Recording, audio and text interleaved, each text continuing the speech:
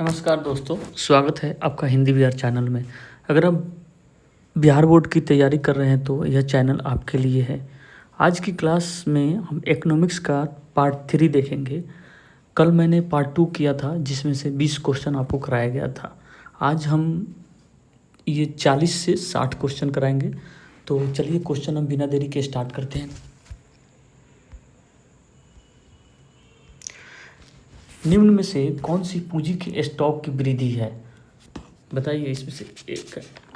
Option A पूंजी ह्रास, option B पूंजी लाभ, ऑप्शन सी पूंजी निर्माण, ऑप्शन डी इनमें से कोई नहीं। सोचिए, सोच के बताइए, तब तक हम आपको बताते हैं। इसका आंसर होगा सी, कैपिटल फॉर्मेशन होगा।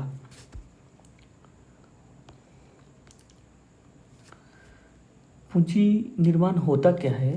एक वर्ष के दौरान किसी अर्थव्यवस्था में पूंजीगत परिसंपत्तियाँ जैसे मशीन हो गया, भवन हो गया, औजार हो गया, बुनियादी ढांचा। बुनियादी ढांचा में आ जाएगा सड़क, रेल, एयरपोर्ट इत्यादि, ये सब आ जाएगा। में होने वाली शुद्ध वृद्धि को पूंजी निर्माण निवेश कहा जाता है। यानी किसी चीज़ में आप निवेश कर रहे हैं ना, उसको पूंजी का निर्माण कहा जाता है। जैसे बेसिक स्ट्रक्चर होता क्या है? रेलवे का विकास हो गया, एयरपोर्ट का विकास हो गया, बंदरगाह का विकास हो गया एंड सो ऑन। देखिए एनसीईआरटी कंसेप्ट क्या कहता है? पूंजी निर्माण एक प्रवाह अवधारणा है, जबकि पूंजी का स्टॉक एक स्टॉक अवधारणा है। आपको अगर ट्रिक से याद करना है तो पूंजी में वृद्धि इक्वल टू नया निर्माण इक्वल टू कैपिटल फॉर्मेशन। यानी पूंजी में हम वृद्धि करेंगे तो नया चीज़ निकल के आएगा, उस नए चीज़ से क्या होगा? हमारा निवेश होगा, यही कहता है। चलिए नेक्स्ट क्वेश्चन देखते हैं। पूछ रहा है किसी अर्थव्यवस्था में वस्तुओं और धन के निरंतर क्षेत्रीय प्रवाह को क्या कहा जाता है? ऑप्शन ए वास्तविक प्रवाह, ऑप्शन बी चक्रीय प्रवाह, ऑप्शन सी मौद्रिक प्रवाह, इनमें से कोई नहीं। तो इसका आंसर होगा बी, चक्रीय प्रवाह।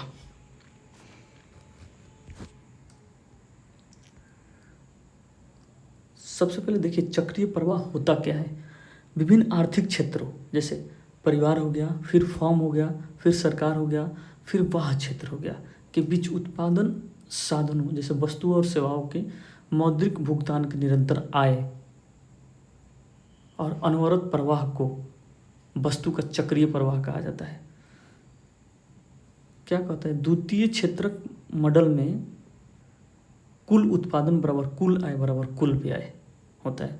फ्लो चार्ट डायग्राम देखिए, आय का चक्रीय प्रवाह कभी खत्म नहीं होता है, ठीक है, क्योंकि मानव आवश्यकताएं असीमित है और उत्पादन निरंतर चलते रहता है। ये चीज़ें खत्म नहीं होती, इसी को बोलते हैं चक्रीय प्रवाह।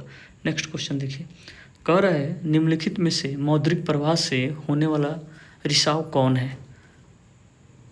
ऑप्शन ए इन्वेस्टमेंट हो जाएगा, बी बचत हो जाएगा, सी उपभोग होगा, डी इनमें से कोई नहीं होगा। तो इसका ऑप्शन होगा क्या? बताइए, बचत होगा। सेविंग्स करते हैं। सेविंग्स का कंसेप्ट क्या है? देखिए लीकेज और विड्रॉल, रिसाव से तात्पर्य उस राशि से है जो आय के चक्रीय प्रवाह से बाहर निकाल ली जाती है, जिससे कुल मांग और कुल उत्पादन में प्रक्रिया आती है। सेविंग तो आपको पता ही होगा, टैक्सेस या आयात चक्रीय प्रवाह के प्रमुख रिसाव है। जैसे इन्वेस्ट तथा उपभोग कहाँ करते हैं? ये प्रवाह में धन को वापस जोड़ते हैं, जिन्हें समावेश कहा जाता है। जब लोग आय का एक भाग खर्च न करके बचा लेते हैं तो पैसा बाजार की मांग से हट जाता है। रिसाव उदाहरण जैसे हो गया, सेविंग हो गया, टैक्स हो गया और इंपोर्ट हो गया। फिर प्रभाव उसका आय प्रवाह घटाता है। कंसेप्ट देखिए क्या कह रहा है, सेविंग, टैक्स और ये एम की जगह पर एक्सपोर्ट होगा। आय के चक्रीय प्रवाह के आकार को छोटा बनाते हैं। इजी ट्रिक क्या है इसका? सेविंग इक्वल टू जेब में बंद पैसा है बराबर चक्रीय प्रवाह से बाहर है, इसको बोलते हैं सेविंग्स। आइए नेक्स्ट क्वेश्चन, अंतिम उपभोग के लिए किसी परिवार द्वारा खरीदी गई रोटी को माना जाएगा, क्या माना जाएगा?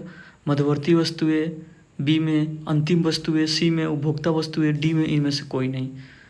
इसका होगा मध्यवर्ती वस्तुएं। सॉरी, अंतिम वस्तुएं होगा, फाइनल वस्तुएं होगा। अंतिम वस्तुएं वे वस्तुएं जो उत्पादन की सीमा रेखा को पार कर चुकी है तथा अपने अंतिम उपभोक्ताओं द्वारा उपभोग या निवेश के लिए तैयार है। परिवार द्वारा खरीदी गई रोटी अंतिम उपभोग सीमा है, इसे अंतिम वस्तु कहा जाता है। राष्ट्रीय आय की गणना केवल अंतिम वस्तु के मूल्य को शामिल किया जाता है ताकि दोहरी गणना से बचा जा सके। की पॉइंट क्या होता है इसका, देखिए, परिवार द्वारा क्रय इक्वल टू अंतिम वस्तु, फिर क्या होता है बेकरी या होटल द्वारा क्रय यानी मध्यवर्ती वस्तु। नेक्स्ट देखिए, द्विक्षेत्रीय अर्थव्यवस्था में निम्न में से कौन सी संतुलन की शर्त है। तो आपको पता है इन्वेस्टमेंट इक्वल टू होता है सेविंग, यानी निवेश इक्वल टू बचत होता है। इसका ऑप्शन होगा आई इक्वल टू एस, इसका आंसर भी होगा वहीं। द्वितीय क्षेत्रीय अर्थव्यवस्था में केवल दो क्षेत्र होते हैं, एक में परिवार होता है तथा दो में उत्पादन या फॉर्म या सरकार और विदेशी व्यापारी नहीं होता है। आय देखा जाए तो y equal to C plus S, अब व्यय देखा जाए तो y बराबर सी प्लस वन। क्षेत्रीय मॉडल क्या होता है, देखिए, दो क्षेत्रीय investment equal to saving, three क्षेत्रीय क्या होता है investment plus G equal to S plus T, four क्षेत्रीय में I plus G plus X बराबर S plus T plus M, यानी two sector, no government no foreign, only क्या होता है इन्वेस्टमेंट और सेविंग होता है, याद रखिएगा आप। चार क्षेत्रीय मॉडल किस तरह की अर्थव्यवस्था में अपनाई जाती है, बंद अर्थव्यवस्था, खुली अर्थव्यवस्था, या दोनों में, या इनमें से कोई नहीं, बताइए कौन होगा इसमें से। इसका आंसर होगा खुली अर्थव्यवस्था। खुली अर्थव्यवस्था होता क्या है, सेक्टर लिस्ट 4 सेक्टर है, एक तो house hold, form, government, foreign sector. देखिए 4 सेक्टर मॉडल में क्या होता है, इस मॉडल में अर्थव्यवस्था के 4 क्षेत्र शामिल होते हैं। आपको बताया ना यहाँ पे house hold, form, government, foreign sector. शेष वित्त क्षेत्र में जाता है। जिस अर्थव्यवस्था में विदेशी क्षेत्र शामिल होता है उसे खुली अर्थव्यवस्था कहा जाता है, ओपन इकोनॉमी कहा जाता है। बंद अर्थव्यवस्था क्या है, इसमें 2 या 3 क्षेत्र होते हैं और अंतर्राष्ट्रीय व्यापार x-m इक्वल टू 0 नहीं होता है बंद क्षेत्र में। नेक्स्ट देखिए क्या कर रहा है क्वेश्चन, निम्नलिखित में से कौन साधन भुगतान नहीं है, कौन नहीं है। ऑप्शन ए रक्षा कर्मियों को मुफ्ती वर्दी, ऑप्शन बी संसद सदस्यों का वेतन, मालिक द्वारा अधिग्रहित भवन का किराया, डी में छात्रों को दी जाने वाली छात्रवृत्ति। बताइए इसमें से कौन होगा, इसमें के छात्रों को दी जाने वाली छात्रवृत्ति हो जाएगा। साधारण लागत क्या होता है, साधन भुगतान, फैक्टर पेमेंट, उत्पादन के साधनों जैसे भूमि हो गया, श्रम हो गया, पूंजी हो गया, उद्यम हो गया की सेवाएं देने के बदले किया जाने वाला भुगतान जैसे वेतन, किराया, ब्याज, लाभ, साधन भुगतान कहलाता है। और ट्रांसफ़र पेमेंट क्या कहते हैं, बिना किसी उत्पादन कार्य या सेवा के बदले सरकार या संस्था द्वारा एक तरफा दी जाने वाली सहायता राशि, जैसे छात्रवृत्ति हो गया, वृद्धा पेंशन हो गया, बेरोजगारी भत्ता हो गया, ये क्या हो गया हस्तांतरण भुगतान कहलाती है। छात्रवृत्ति साधन भुगतान नहीं है, इसे राष्ट्रीय आय में भी नहीं जोड़ा जाता है। देखिए फैक्टर पेमेंट होता क्या है, 2 साइडेड, सेवा के बदले आय, और ट्रांसफ़र पेमेंट क्या होता है 1 साइडेड, यानी एक तरफा मदद होता है। छात्रवृत्ति, पेंशन, जेब खर्च, ये क्या है, ये ट्रांसफ़र पेमेंट्स है, ये राष्ट्रीय आय में नहीं शामिल होता है। टेलीविज़न क्या है, इसमें बताइए टेलीविज़न है क्या, टेलीविज़न क्या है। ऑप्शन ए एकल उपभोग पूंजीगत वस्तु है, कि बी में एकल उपयोग उपभोग वस्तु है, कि सी में एक टिकाऊ उपभोक्ता वस्तु, डी में इनमें से सभी है। तो इसका टेलीविज़न क्या है, एक टिकाऊ उपभोक्ता वस्तु है, यानी ड्यूरेबल कंज्यूमर गुड है, इसका इस्तेमाल करते हैं। देखिए क्या होता है टिकाऊ उपभोक्ता वस्तुएं, वे वस्तुएं जिनका उपयोग उपभोक्ताओं द्वारा कई वर्षों तक बार बार किया जाता है तथा जिनका मूल्य अपेक्षाकृत अधिक होता है। उदाहरण जैसे टेलीविज़न हो गया, कार हो गया, फ्रिज हो गया, वॉशिंग हो गया और एसी हो गया, ये आता है ड्यूरेबल कंज्यूमर गुड्स में। अब देखिए नॉन ड्यूरेबल कंज्यूमर गुड्स में क्या आता है, जिनका उपयोग केवल एक बार होता है। जैसे क्या हो गया, दूध हो गया, ब्रेड हो गया, सब्जी हो गया, ईंधन हो गया, इसको बोलते हैं नॉन ड्यूरेबल कंज्यूमर गुड्स बोलते हैं। टेलीविज़न घर में परिवार द्वारा वर्षों तक उपयोग किया जाता है, इसलिए टिकाऊ उपभोग वस्तु श्रेणी में आता है। समझ में आया? देखिए वस्तुओं का प्रकार कितने प्रकार का होता है, 3 प्रकार के होते हैं, durable, semi durable, non durable. Durable में क्या होता है, टीवी हो गया, कार हो गया, ये अधिक दिन तक टिकाऊ होता है। और सेमी ड्यूरेबल जैसे कपड़े एक बार आप खरीद लिए, पहन लिए, वो ख़त्म हो गया। जूते फट गया, खरीद लिए। फिर आता है नॉन ड्यूरेबल। नॉन ड्यूरेबल क्या, खाना हो गया, पेट्रोल हो गया, मतलब एक बार यूज किए उसका बाद उसका यूज ही नहीं है, ख़त्म हो गया। ट्रिक क्या कर रहे हैं, जो सालों साल चले, उपभोग का मनोरंजन करे, उसे ड्यूरेबल कंज्यूमर गुड्स कहते हैं। जैसे वहीं टेलीविज़न, कार होता है। नेक्स्ट क्वेश्चन देखिए, राष्ट्रीय आय को मापने की मूल्यवर्धी विधि को क्या कहा जाता है? बताइए, राष्ट्रीय आय को जब हम मापते हैं तो उसको क्या कहा जाता है? ऑप्शन नंबर ए शुद्ध उत्पादन विधि, बी नंबर में, सी नंबर में आय विधि, डी नंबर में इनमें से कोई नहीं। क्या कहा जाता है? तो इनकम मेथड कहा जाता है। उत्पादन विधि कहा जाता है, प्रोडक्शन मेथड कहा जाता है। वैल्यू एडेड मेथड, इसे समानतः उत्पादन विधि या औद्योगिक उद्भव विधि यानी इंडस्ट्रियल ओरिजिनल मेथड भी कहा जाता है। इसके अंतर्गत एक वर्ष में देश के सभी उत्पादक उद्यमों द्वारा किए गए मूल्यवर्धन का योग करके राष्ट्रीय आय ज्ञात की जाती है। जैसे वैल्यू एडेड क्या होता है, उत्पादन का मूल्य माइनस मध्यवर्ती उपभोग हो गया।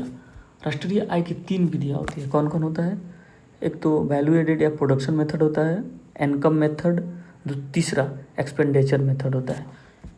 एग्जाम, ये उत्पादन विधि विकल्प को प्राथमिकता दी जाती है। होता तो इसका कई तरह का है, लेकिन इसके ऑप्शन के अनुसार हम मार सकते हैं बी, उत्पादन विधि या औद्योगिक उद्भव विधि। चलिए नेक्स्ट क्वेश्चन हम देखते हैं, 50 नंबर क्या कर रहा है।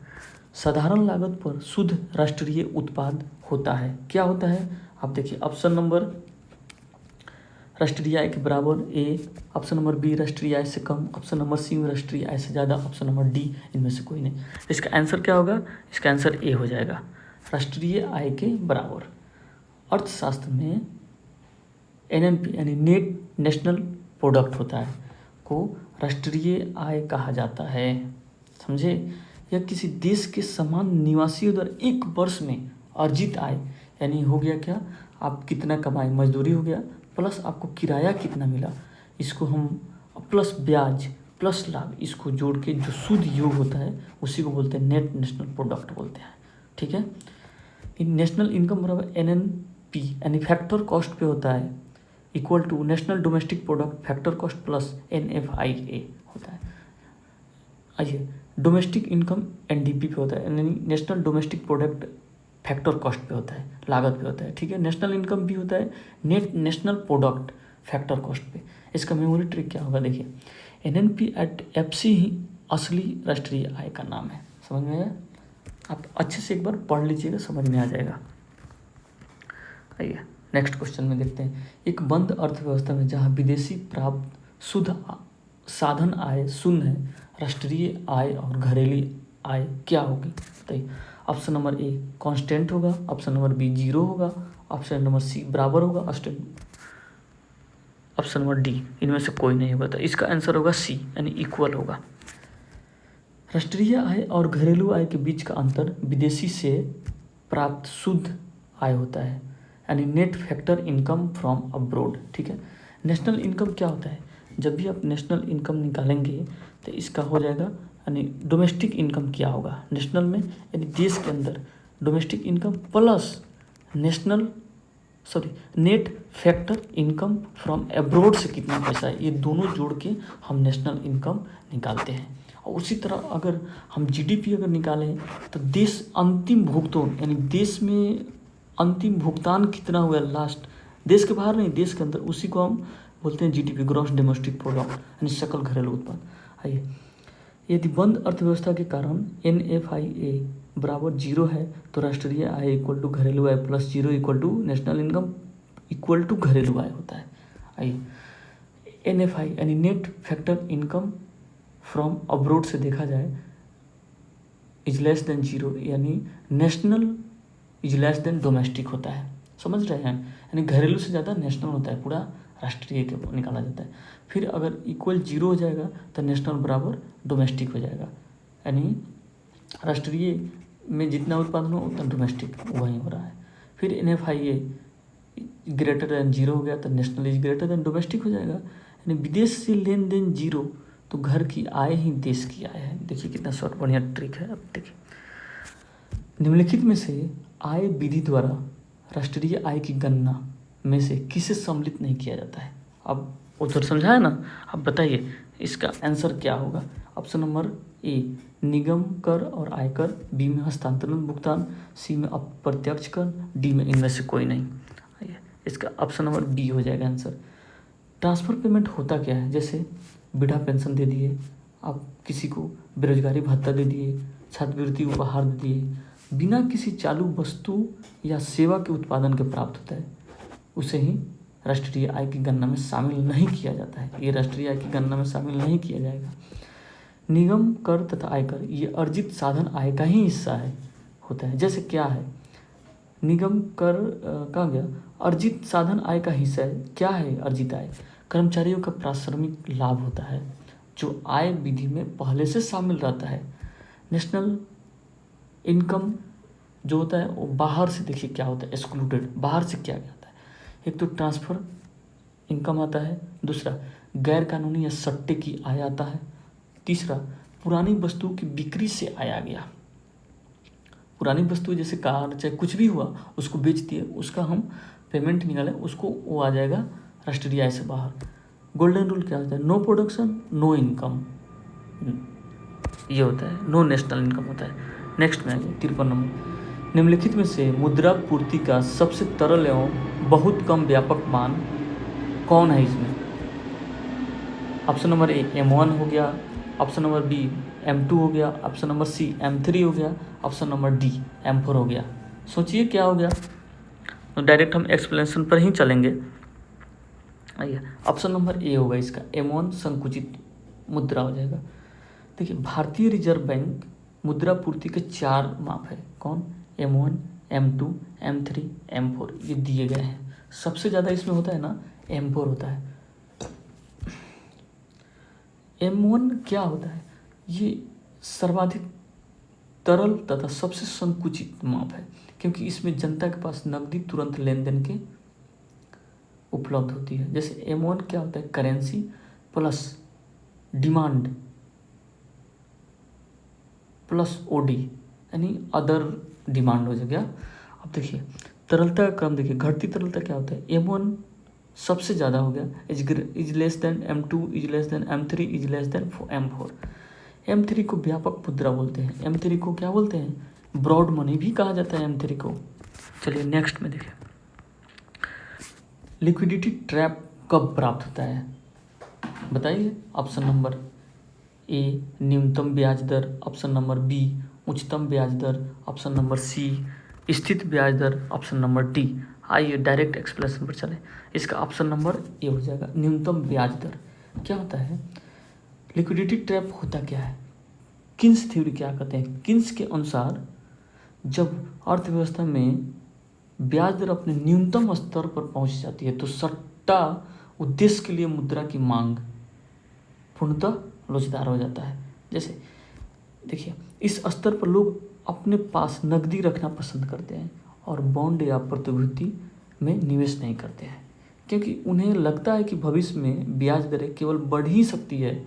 ऐसी स्थिति में मौद्रिक नीति प्रभावहीन हो जाती है। इसका रूल क्या कहता है, देखिए तरलता जार बिंदु पर मुद्रा की सट्टा मांग का वक्र क्षैतिज हो जाता है। की टेकअवे देखिए क्या कहता है, ब्याज दर सबसे कम होगा, लोग केवल कैश दबा कर रखेंगे, सही बात है, और लिक्विडिटी ट्रैप बढ़ेगा। इसका यही थ्योरी कहता है। नेक्स्ट नंबर आइए, सट्टा उद्देश्य के लिए मुद्रा की मांग क्या है। ऑप्शन नंबर ए, ब्याज के प्रति लोच पूर्ण होती है या ब्याज के प्रति बेलोच होती है, या ये दोनों होगा, या इनमें से कोई नहीं होगा। तो बताइए इसमें से कौन होगा। अब सोचिए कौन होगा इसमें से। बी नंबर ऑप्शन में नहीं होगा। आइए देखिए, ब्याज के प्रति लोचपूर्ण होती है, ठीक है। ऑप्शन ए सही होगा। सट्टा उद्देश्य के लिए मुद्रा मांग भविष्य में बॉन्ड की कीमतों तथा ब्याज दरों में होने वाले परिवर्तन से लाभ कमाने हेतु रखी जाने वाली नकदी है। ये MS ये ब्याज दर के साथ ऋणात्मक रूप से जुड़ी होती है और ब्याज के प्रति अत्यधिक लोचपूर्ण होती है। जब ब्याज दर घटती है तो सट्टा मुद्रा मांग बढ़ती है। जैसे MS बराबर FR इक्वल टू विपरीत संबंध होता है। अब देखिए, लेन देन मांग M1, लेन देन मांग M2 इक्वल टू I पर निर्भर करता है, और सट्टा मांग जो है ना MS ब्याज पर निर्भर करता है। रूल क्या होता है, ब्याज दर ऊंची होगा, जब ब्याज दर ऊंचा होगा तो सट्टा नकदी कम, लोग पैसा कम लगाएंगे, ये कह रहा है बात ये। मांग जमा में शामिल है क्या। ऑप्शन नंबर ए, बचत खाता जमा और सावधि जमा। बी, बचत खाता जमा और चालू खाता जमा और सावधि जमा। ऑप्शन नंबर डी, सभी प्रकार की वस्तुएं। बताइए, चलिए ऑप्शन नंबर डी, इसमें क्या हो जाएगा, saving and current account deposit हो जाएगा। डिमांड डिपॉजिट होता क्या है, मांग जमा वाणिज्यिक बैंकों में जमा वह राशि है जिसे खातेदार द्वारा बिना किसी पूर्व सूचना के मांगने पर जैसे तुरंत निकाला जाता है। क्या हो गया, कैसे निकाला जाएगा, तो चेक से, ATM से, ऑनलाइन डायरेक्ट हस्तांतरण कर देंगे, ठीक है। चालू खाता और बचत खाता शामिल होते हैं इसमें। दूसरा, टाइम फिक्स डिपॉजिट क्या होता है, इसे निश्चित अवधि से पहले तुरंत चेक द्वारा नहीं निकाला जा सकता, अतः यह समय जमा है। और जमा के प्रकार क्या होता है, demand deposit, current plus saving, यानी दोनों में आता है, चालू में भी और बचत में भी। Time deposit equal to FD यानी फिक्स डिपॉजिट प्लस RD यानी रेकरिंग डिपॉजिट होता है, रेकरिंग डिपॉजिट होता है। मेमोरी ट्रिक क्या है, CASA, current and saving equal to मांग पर देय होता है। आइए नेक्स्ट में, भारत की मौद्रिक नीति किसके द्वारा कार्यान्वित की जाती है। तो बताइए आप, NITI Aayog, reserve bank of India, finance department, government of India. आपको पता है RBI करती है। मौद्रिक नीति देश में मुद्रा की पूर्ति, साख की मात्रा तथा ब्याज दरों को नियंत्रित करने की मौद्रिक नीति कहलाती है। भारत में से केंद्रीय बैंक यानी रिजर्व बैंक ऑफ इंडिया द्वारा निर्मित एवं लागू किया जाता है। अब देखिए, फिजिकल पॉलिसी इसका इसी का आता है। फिजिकल पॉलिसी है क्या, ये सरकार जो है वित्त मंत्रालय द्वारा करों और सरकारी व्यय को नियंत्रित करने हेतु बनाई जाती है। RBI कब स्थापना हुआ, RBI की स्थापना 1935 में हुआ। 1934 में हुआ, लेकिन 1935 में इसको मान्यता मिली। और भारतीय रिजर्व बैंक का हेडक्वार्टर कहाँ है, बताइए हेडक्वार्टर कहाँ है, मुंबई में है। देखिए, मॉनेटरी पॉलिसी इक्वल टू होता है RBI, यानी मॉनेटरी पॉलिसी कौन जारी करता है, तो रिजर्व बैंक ऑफ इंडिया, ठीक है। Physical policy equal to government या फाइनेंस मिनिस्ट्री कर बजट, यानी फिजिकल पॉलिसी कौन जारी करता है, तो गवर्नमेंट, फाइनेंस। ये ट्रिक से आप याद रख सकते हैं। RBI की फैक्ट्स क्या कहता है, स्थापना देखिए यहाँ पे 1 अप्रैल 1935 को, और राष्ट्रीयकरण जिसमें 19 बैंकों का राष्ट्रीयकरण हुआ था 1949 में, 16 बैंकों का हुआ था, सॉरी।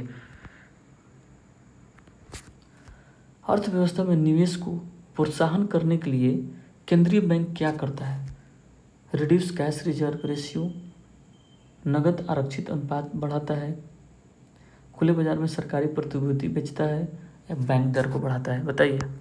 आइए नेक्स्ट में, ये क्या करता है, रिड्यूस करता है, कैश रिजर्व रेशियो रिड्यूस करता है। यानी कैश रिजर्व रेशियो क्या होता है, ये क्या होता है कि बैंक जो है, बैंक में अगर 5 करोड़ रुपया है तो एक RBI का रूल होता है कि बैंक कुछ या अपना 10% क्या करेगी, RBI के पास रखेगी।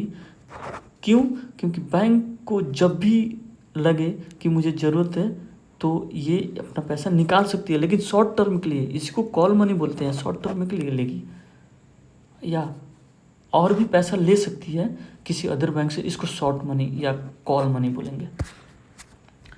जब आरबीआई सीआरआर में कटौती करता है तो बैंकों के पास ऋण देने के लिए अधिक नकदी उपलब्ध होती है। इस बाजार में ब्याज दरें घटती है, ऋण आसानी से मिलता है और निवेश व उत्पादन को प्रोत्साहन मिलता है। सीआर में कमी होगा तो बैंकों में अधिक तरलता होगी, अगर तरलता ज़्यादा होगी तो कम ब्याज दर और अधिक निवेश होगा, इसका रूल है। यदि विस्तारवादी मौद्रिक नीति का हिस्सा है जो मंदी को दूर करने के लिए अपनाई जाती है। इसका इजी ट्रिक, सीआरआर यानी कैश रिजर्व रेशियो अगर कम हुआ तब बैंकों के पास ज़्यादा पैसा होगा, ठीक है, सस्ते में लोन मिलेगा आपको, निवेश में यानी बहुत ज़्यादा लोग निवेश करेंगे, ये कहना चाह रहा है। हाई 59 नंबर, रिजर्व बैंक के पास स्वर्ण एवं विदेशी प्रतिभूति मिलाकर कम से कम कितने करोड़ रुपये मूल्य के होने चाहिए। देखिए इसमें भी अलग है, इसका option number 115 crore, option number B 200 crore, option number C 150 crore, option number D 125 crore क्या होता है इसमें ऑप्शन बताइए आप क्या होगा। देखिए 200 करोड़ रखता है तो इसका क्या, 200 करोड़ में कितना गोल्ड है और कितना विदेश से आता है, विदेशी प्रतिभूति जिसको। देखिए मिनिमम रिजर्व सिस्टम, भारत में नोट निर्गम के लिए आरबीआई 1956 से न्यूनतम कोष प्रणाली अपनाता है। इसके अंतर्गत आरबीआई को अपने पास हमेशा न्यूनतम 200 करोड़ का आरक्षित कोष रखना पड़ता है। जैसे 200 करोड़ में कम से कम 115 करोड़ का गोल्ड रखता है और 85 करोड़ की विदेशी प्रतिभूतियाँ। इंडियन रिजर्व इकोनॉमिक में आइए, इस 200 करोड़ का बैकअप रखने के बाद आरबीआई आवश्यकता अनुसार कितनी भी मात्रा में करेंसी नोट जारी कर सकता है। इतना बात जान जाइए कि आरबीआई 200 करोड़ रखने के बाद आरबीआई आवश्यकता अनुसार कितनी भी मात्रा में नोट जारी करता है, यानी कर सकता है। यानी देखिए कुल 200 करोड़, यहाँ पे शॉर्ट ट्रिक से समझिएगा, कुल 200 करोड़, गोल्ड इसमें से 115 करोड़ और सिक्योरिटीज 85 करोड़, ठीक है। नेक्स्ट में आइए, केंद्रीय बैंक निम्न में से किस तरीके से ऋण की उपलब्ध बढ़ा सकती है, बताइए। ये सरकारी प्रतिभूतियाँ खरीद कर, यानी परचेजिंग गवर्नमेंट सिक्योरिटीज। क्या कहता है, ओपन मार्केट ऑपरेशन, केंद्रीय बैंक द्वारा खुले बाजार में सरकारी प्रतिभूतियाँ का क्रय विक्रय करना, यानी गवर्नमेंट का बॉन्ड या सिक्योरिटीज होता है ना, उसको खरीद बिक्री किया जाता है ओमो में, ठीक है। ओमो मतलब ओपन मार्केट ऑपरेशन। जब केंद्रीय बैंक प्रतिभूतियाँ परचेज है तो वाणिज्यिक बैंक को, जनता को उसके बदले नकदी का भुगतान करता है। इसके बैंकों के पास नकदी बढ़ती है और अर्थव्यवस्था में साख या ऋण की उपलब्धता में वृद्धि होती है। जैसे देखिए अगर परचेज ज़्यादा करेंगे हम किसी भी चीज़ को तो बाज़ार में क्या होगा, पैसे का ज़्यादा प्रभाव हो जाएगा। जब पैसे का ज़्यादा प्रभाव हो गया तो साख व ऋण में क्या होगी, उपलब्धता होगी, लोग ज़्यादा ऋण लेंगे।